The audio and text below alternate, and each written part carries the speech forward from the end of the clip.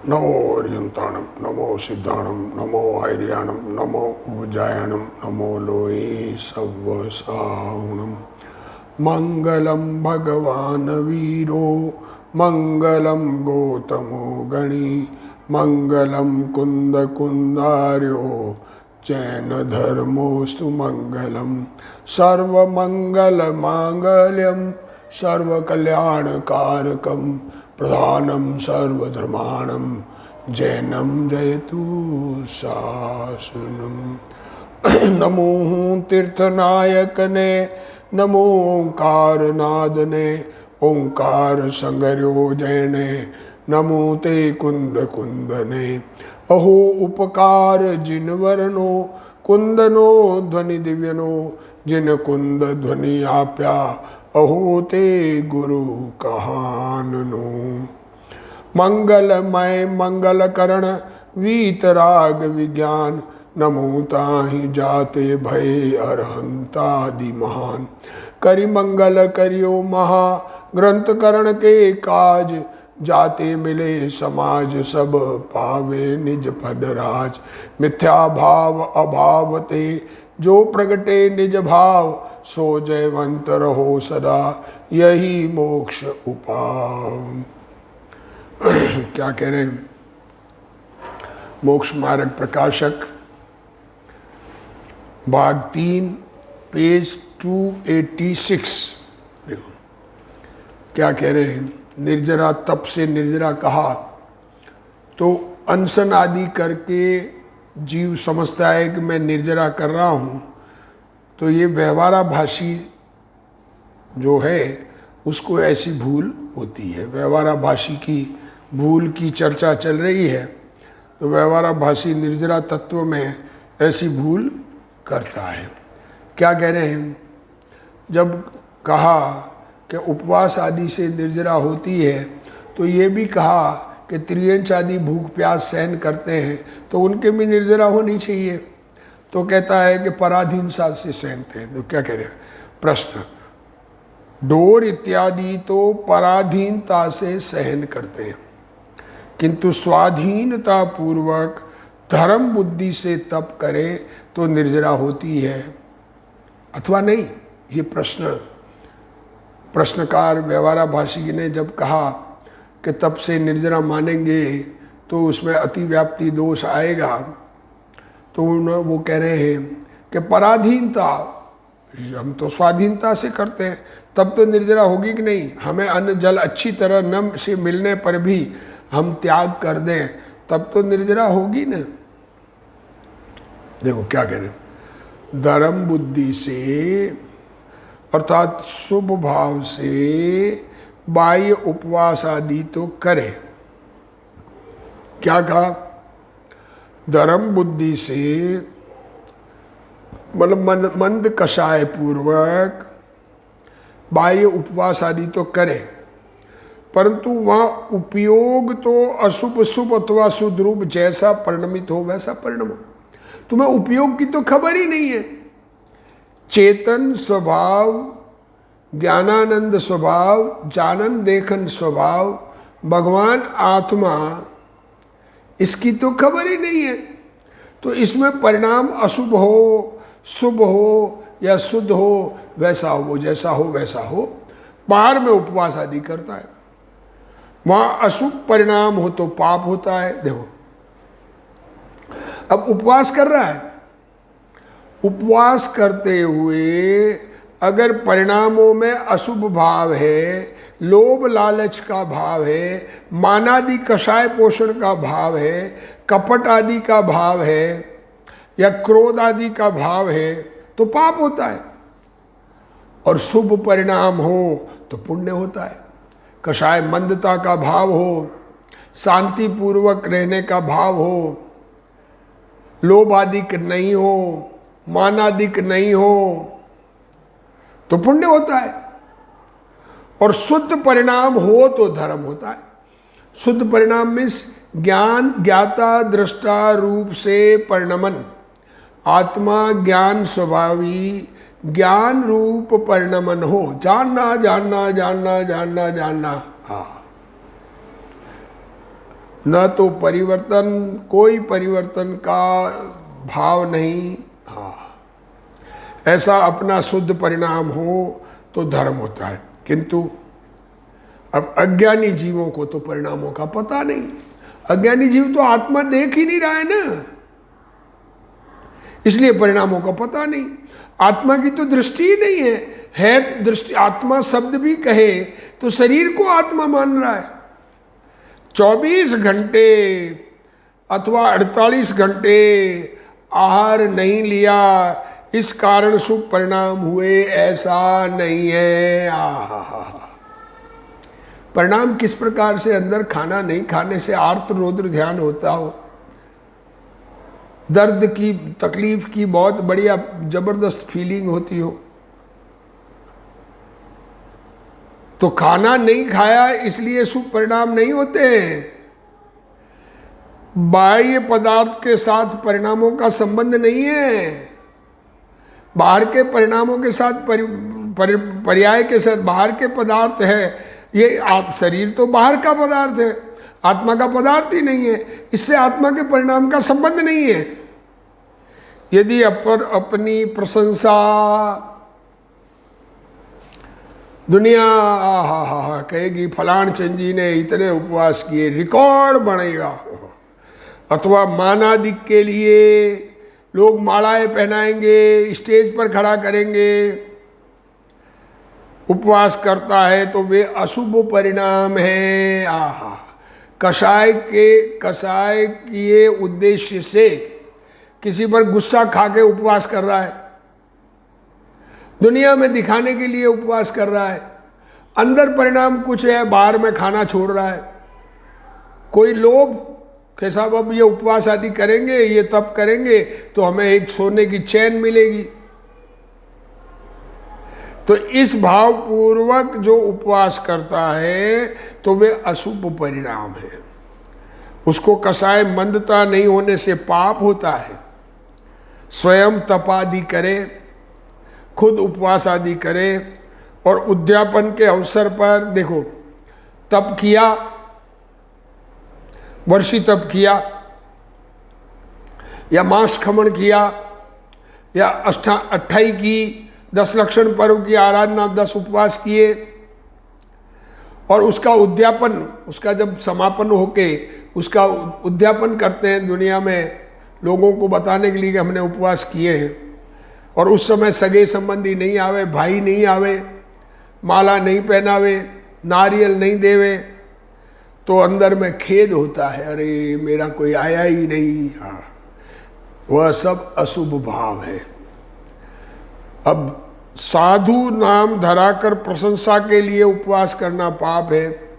साधु जी बन गए, मुनि बन गए, और दुनिया कहेगी कि ये साधु बहुत त्यागी है इसलिए उपवास करे, तो पाप है।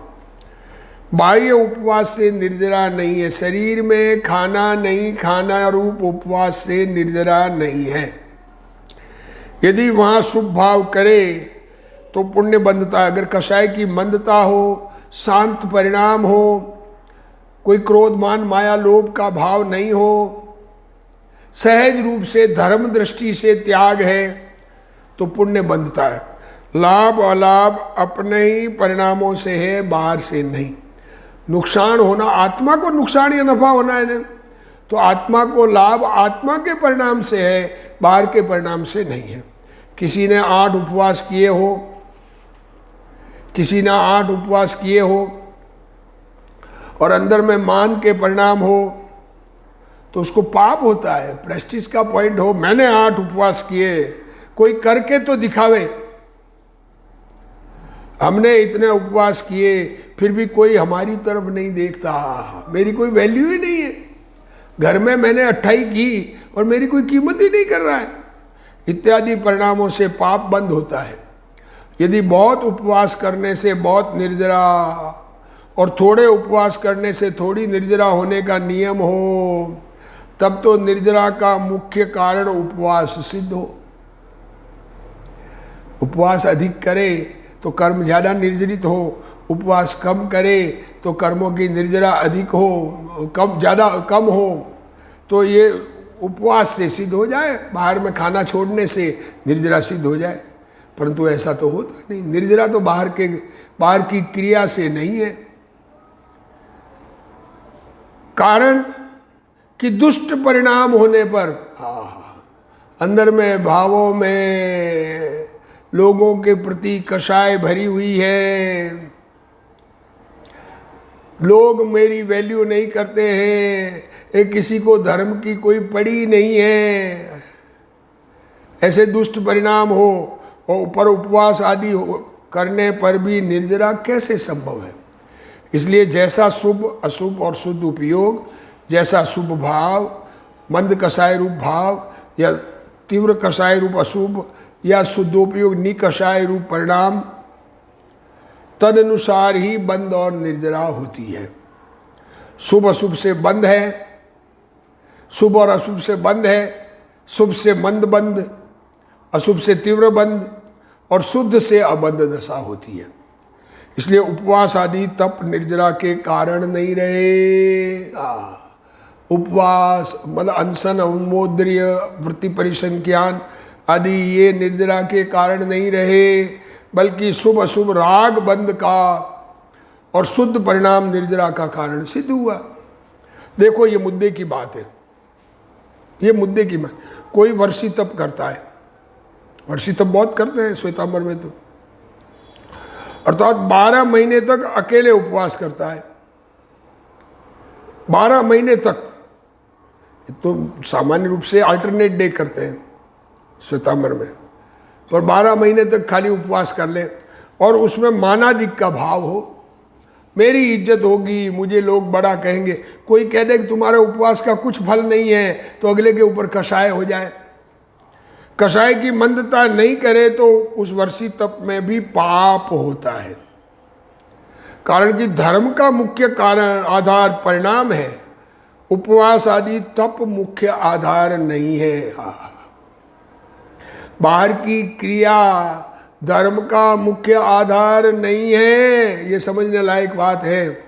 अरे हम 3 दिन के उपवास करके बैठे हैं, ऐसा कहते हैं, हम 3 दिन से उपवास है, फिर भी कोई सामने देखता ही नहीं है, ऐसे परिणाम करता है, वे दुष्ट परिणाम है। उसको निर्जरा तो होती ही नहीं, परंतु अकेला पाप बंधन होता है। दुनिया में इज्जत बढ़ाने के लिए धन खर्च करें ना, दुनिया में इज्जत के लिए लोगों में नाम के लिए, ऐसे आत्मा को अधर्म का लाभ होता है। ऐसा आत्मा जो बाहर की क्रिया से धर्म मान रखा है पर अंदर में परिणाम दुष्ट है, कषाय के परिणाम है। भाई को भाई नहीं आया, भाई ने मेरे लिए चादर नहीं लाए, भाई ने चुनरी नहीं लाई, भाई ने मेरे लिए नारियल नहीं दिया मुझे, भाई इतना बड़ा तप किया मैंने, भाई एक चैन तो पहना देता। तो ऐसे आत्मा को अधर्म का लाभ होता है, परंतु धर्म का लाभ किंचित भी नहीं होता। कोई जीव भगवान की प्रतिमा के सामने खड़ा होकर विनय भक्ति कर रहा हो, भगवान की प्रतिमा के सामने होकर भगवान की विनय कर रहा है, भक्ति कर रहा है, परंतु अंदर में परिणाम ऐसे हो, क्या हो कि यह देखकर कोई भोजन के लिए निवेदन करने आएगा। क्या है, अभी हम मंदिर दर्शन करने जाएं, नई जगह हो और हमें भोजन करना है। अब हम मंदिर में दर्शन पूजन कर रहे हैं, अंदर में क्या परिणाम है कि दर्शन पूजन करेंगे तो कोई हमें भोजन के लिए निमंत्रण देगा, तो वह पाप भाव है। कोई 4 घंटे तक भगवान की भक्ति तो करता है, क्या कह रहे हैं गुरुदेव श्री, 4 घंटे तक भगवान की भक्ति तो करता है, परंतु शास्त्र अध्ययन में समय नहीं लगाता। भक्ति में 4 घंटे, सुबह 6 बजे 7 बजे जाके नहा धो के भगवान की पूजा भक्ति पाठ 4 घंटे करे 10 बजे तक, तो उसको समझने की चीज में विवेक नहीं है। क्या करें, शास्त्र अध्ययन में जिसका मन समय नहीं लगाता और पूजा भक्ति में समय लगाता है, उसको अच्छे शुभ भाव नहीं होते। क्या कह रहे हो, अरे एकांत धर्म नहीं है, ये बात समझने की है। अरे विचार करना, भगवान की बात सुनना, ये स्वाध्याय है। जिनवाणी पढ़ना ये भगवान की बात सुनना है, और पूजा भक्ति करना भगवान को सुनाना है। अब विचार करो, सुनकर समझेंगे तो कल्याण होगा या सुनाने से कल्याण होगा? उसको अच्छे स्वभाव नहीं होते तो फिर निर्जरा तो कैसे हो सकती है कि नहीं होती। पुण्य पाप के परिणाम बंध के कारण है, पुण्य और पाप के भाव बंध के कारण है, और शुद्ध परिणाम से निर्जरा होती है। बाह्य आचरण की मुख्यता नहीं है, बल्कि जैसे परिणाम करे उस अनुसार बंध अबंध दशा होती है। 12 प्रकार के तप जो कि बाह्य क्रिया है, अनशन अमोद्र वत्ति प्रतिसंख्यात, वैसे प्रायचित विनय व्यावर्त्य स्वाध्याय विश्व ध्यान, ये सब 12 प्रकार के कुल तप जो कहे वो बाहर की क्रिया है, 12 के 12। अंतरंग और बहिरंग तप कहे हैं तो ये अंतरंग में आत्मा के परिणामों की बात है, और बहिरंग में बाहर के शरीर की क्रिया की बात है, पर है तो दोनों बाह्य। उसके अनुसार निर्जरा बंद नहीं होता। किसी ने बहुत वर्षों तक शास्त्र का अभ्यास किया हो, क्या कह रहे हैं, ये स्वाध्याय परम तप, बहुत शास्त्र, ये पूजा के बारे में तो कहा पर शास्त्र अभ्यास नहीं करता है, और शास्त्र अभ्यास बहुत किया परंतु जरा भी निर्णय का ठिकाना न हो, तत्वादि का कुछ पता न हो, 7 तत्व क्या चीज़ है यही पता न हो, तो उसको शास्त्राभ्यास से कुछ लाभ नहीं होता। शास्त्र श्रवण के समय, अच्छा इसका मतलब ये नहीं किसी को याद नहीं रहता तत्व तो उसकी निंदा करे, इसलिए नहीं कह रहे। अंदर में हमको निर्णय किस प्रकार का हुआ उसका विचार करने की बात है। शास्त्र श्रवण के समय कसाय की मंदता तो करे, परंतु सच्चा क्या और झूठा क्या। शास्त्र सुनते वक्त शांत परिणाम पूर्वक सुने, अब सुनते वक्त नींद आ जाए, और सच झूठ क्या है इसका निर्णय नहीं करे, तो उसको शास्त्राध्ययन से निर्जरा का लाभ नहीं होता। देखो, शरीर कर्म आदि पर है, और आत्मा में होने वाले पुण्य पाप के परिणाम आत्मा का स्वभाव नहीं है।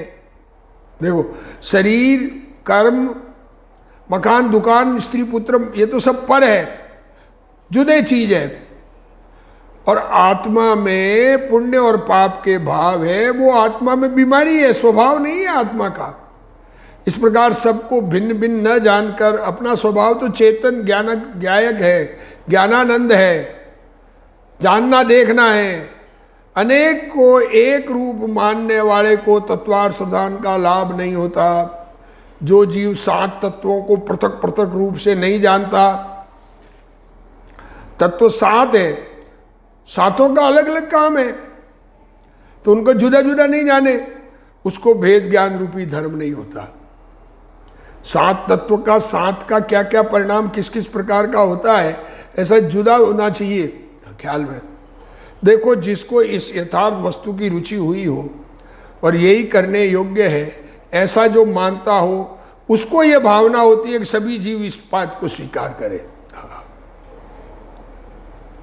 सच्ची जिसकी दृष्टि हुई हो, आत्मसन्मुख दृष्टि हुई हो, आत्मा खुद जानकर आनंद ले रहा हो, तो सारा जगत ऐसा आनंद ले, ये भावना होती है।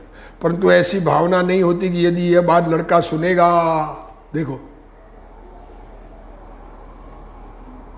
हम सुन रहे हैं, हमको सुनने का परिणाम है, तो हमें ये हो कि बेटा सुनेगा तो इसमें लग जाएगा तो दुकान कौन संभालेगा, ऐसा भाव ज्ञानी को नहीं आता है। हाँ, ऐसी भावना नहीं होती कि यदि ये बात लड़का सुनेगा तो धंधा चौपट हो जाएगा, अतः वह न सुने तो ठीक। क्या कह रहे हैं, लोगों को कैसे कैसे भाव आते हैं। अरे खुद मंदिर जाए, पूजा आदि करे, बेटे को नहीं करने का ना देवे।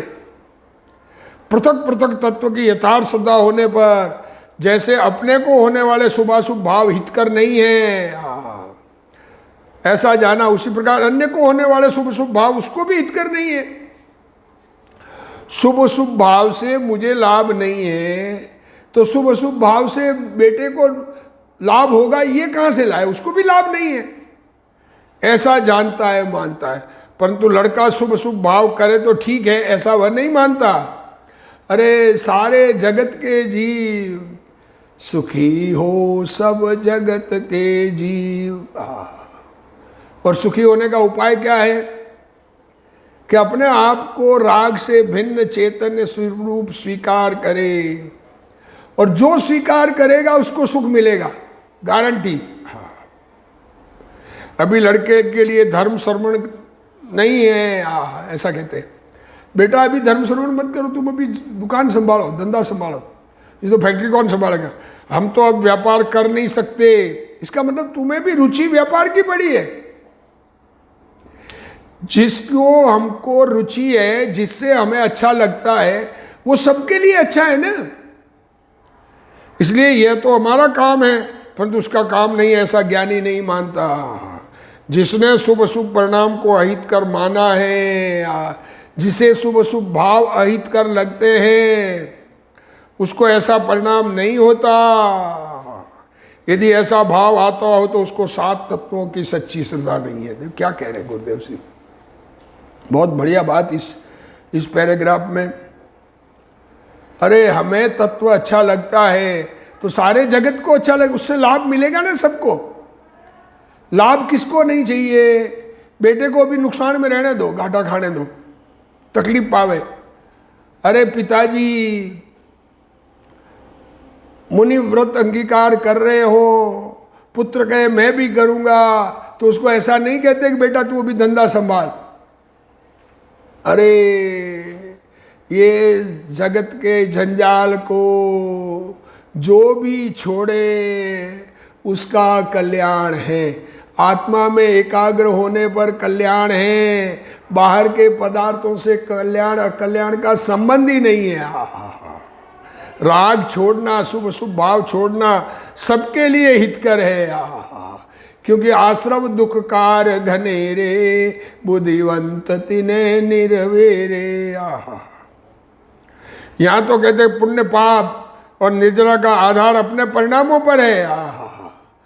पुण्य पाप होना, निर्जरा होना अपने भावों पर है, बाह्य क्रिया पर नहीं। इसलिए तेरे पुण्य पाप परिणाम से धर्म होता है, ऐसा मत मानना। पुण्य पाप का संसर्ग नहीं करना निर्जरा है। पुण्य पाप का संसर्ग ना हो, पुण्य पाप अच्छे ना लगे, दुखदायक लगे और स्वयं शांत रूप रहे, उसका नाम निर्जरा है। अहो भगवान तू शांत हो जा। क्या कह रहे गुरुदेव श्री, अरे भगवान तू शांत हो जा, ऐसा भान हो जाना चाहिए, ऐसी समझ हो जानी चाहिए जैसे मेरे परिणाम में शुभ शुभ भाव होने से मुझको लाभ नहीं है। ऐसा समझ होना चाहिए, मुझे शुभ शुभ भाव होने से लाभ नहीं है तो अन्य को भी इन परिणामों से लाभ नहीं हो सकता। तुम्हें अगर शुभ शुभ भाव से लाभ नहीं है ऐसा समझ में आया तो दूसरे को लाभ होगा ये समझ में आता है क्या दुनिया में भी? वो नहीं छूटे किसी का वो बात नहीं कर रहे हैं, छोड़ा जबरदस्ती छुड़ाने की बात भी नहीं कर रहे हैं। पर जिससे हमें नुकसान दिखता है तो सारी जगत के जीवों को उससे नुकसान है ना। अन्य को भी इन परिणामों से लाभ नहीं हो सकता, तथा अन्य के पुण्य पाप के कारण मुझे लाभ नुकसान नहीं, कोई और पुण्य और पाप करे उससे मुझे लाभ नुकसान नहीं हो सकता, और मेरे पुण्य पाप से अन्य को लाभ नुकसान नहीं हो। कोई ऐसा कहता है मरते समय ऐसा निर्णय करूंगा, क्या कहते हैं, ये निर्णय तो मरते समय जब आयु पूरी होगी तब करेंगे, वेद ज्ञान मृत्यु के समय करूंगा। क्या कह रहे हैं, ये तो मौत के समय, अंतिम समय में ये निर्णय करने की बात है, शरीर से मैं जुदा हूं। ऐसा ऐसा अंतिम समय कब आएगा मालूम है? एक पल का भरोसा है। यह ठीक है, ऐसा जिसने माना है ये बात ठीक है, क्या अंतिम समय में नहीं, ऐसा जिसने माना उसको वर्तमान में ये ठीक है, ऐसा माने बिना। अरे धर्म जब करो तब लाभ है, मरते समय ये भेद ज्ञान करने योग्य है यह बात नहीं रहती। क्या मरते समय भी करेगा? नहीं, मरने का समय कब मालूम पड़ेगी ये मरने का समय है? ये तो हर समय भेद ज्ञान करने की बात। मैं चेतन भगवान, राग मुझे दुखदायक, विकारी परिणाम, और शरीर स्त्री पुत्र आदि मुझसे जुदे, ये अभी निर्णय करने की बात है। तात्पर्य की शुद्धि की वृद्धि निर्जरा का कारण शुद्ध उपयोग रूप भेद ज्ञान है, बाह्य क्रिया शुद्धि का कारण नहीं है। तत्वार सूत्र में अब प्रश्न है, पंडित जी का है ये। तत्वार सूत्र में तप सा निर्जरा छठे अध्याय का 3रा सूत्र, ऐसा कैसे कहा है? ये सब जैन को मान्य है। समाधान, शास्त्र में इच्छा निरोधस तप ऐसा कहा है। उत्तर दे रहे पंडित जी। तपसा निर्जरा कहा है ना, तो बराबर है। ये 12 प्रकार के तप नहीं है, वहां पर इच्छा निरोधस तप, इच्छा को रोकना उसका नाम तप है। तप किसे कहते हैं? कि हमारे अंदर इच्छाएं उत्पन्न ना हो, सो शुभ अशुभ इच्छा मिटने पर उपयोग शुद्ध हो, वहां निर्जरा है। इसलिए तप से निर्जरा कही है।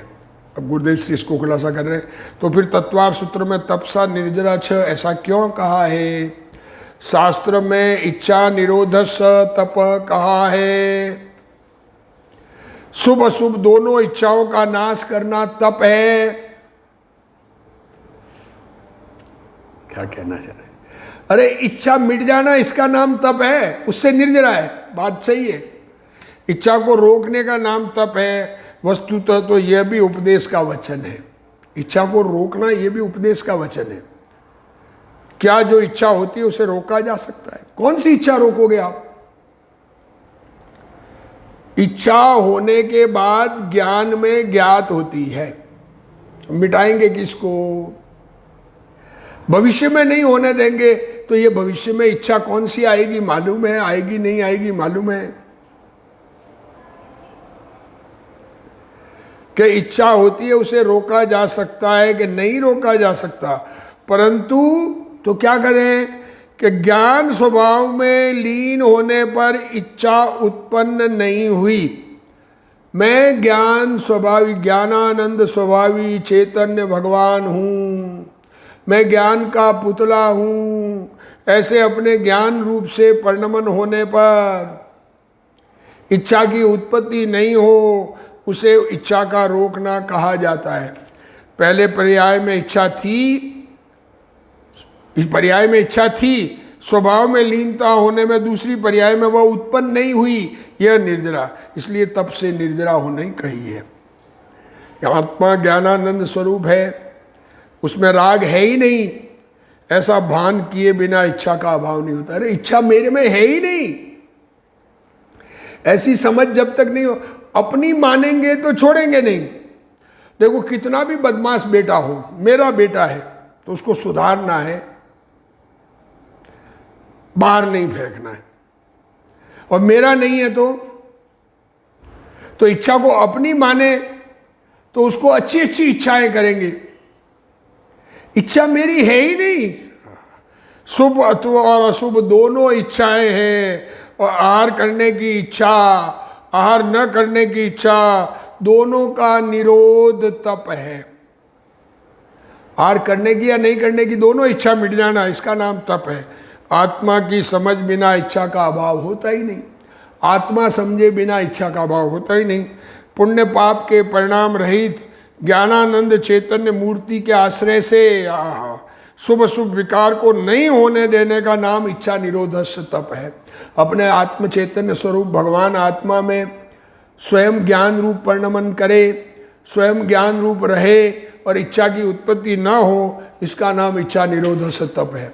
आत्मा ज्ञानादि अनंत गुणों से परिपूर्ण है और पुण्य पाप के परिणामों से शून्य है। आहा, ऐसा जाने तो विकार रहित हो। आत्मा इच्छा रहित तो हो सकता है, आत्मा बिना इच्छा के तो रह सकता है, परंतु कभी ज्ञान से रहित नहीं हो सकता। ज्ञान बिना का आत्मा कभी नहीं होता है, अनादि से, भले अक्षर के अनंत में भाग शोभशम हो, क्योंकि ज्ञान का पुतला है। अब वो ज्ञान सूक्ष्म कम रह गया, पर है स्वभाव का अंश कभी नष्ट नहीं होता, कारण कि ज्ञान तो आत्मा का स्वभाव है। वह ज्ञान शास्त्र में से नहीं आता, या ज्ञान का सूक्ष्म अपने अंदर से उत्पन्न होता है। कोई जीव शास्त्राभ्यास करके हजारों लोगों के समक्ष जैन तत्व पर भाषण करे, परंतु आत्मा ज्ञान आदि अनंत गुणों से परिपूर्ण है, वह ज्ञान पर में से नहीं आता। ज्ञान की उत्पत्ति का स्थान कहाँ है? ये बाहर से नहीं आता है, शास्त्र में से किताबों में से ज्ञान नहीं आता है। इस बात का निर्णय नहीं किया होवे तो उसको मात्र शास्त्राभ्यास से कुछ लाभ नहीं होता। अरे शास्त्राभ्यास भी लाभकारी नहीं है ऐसा गुरुदेव कह रहे हैं, तो क्या शास्त्र पढ़ना छोड़ दें? अरे इस बात को सच्चे तरीके से समझें। हम वस्तु स्वरूप समझकर अपने में इच्छाओं का अभाव करके कर्मों की निर्जरा करें, इसी भावना के साथ आज का स्वाध्याय पूर्ण करता हूँ। हे जिनवाणी भारती तोई जपू दिन रैन, जो तेरा शरणा गए सो पावे सुख चैन। जा वाणी के ज्ञान ते सूझे लोकालोक, सो वाणी मस्तक नमो सदा देत हूँ। ढोक जिनवाणी मात की जय।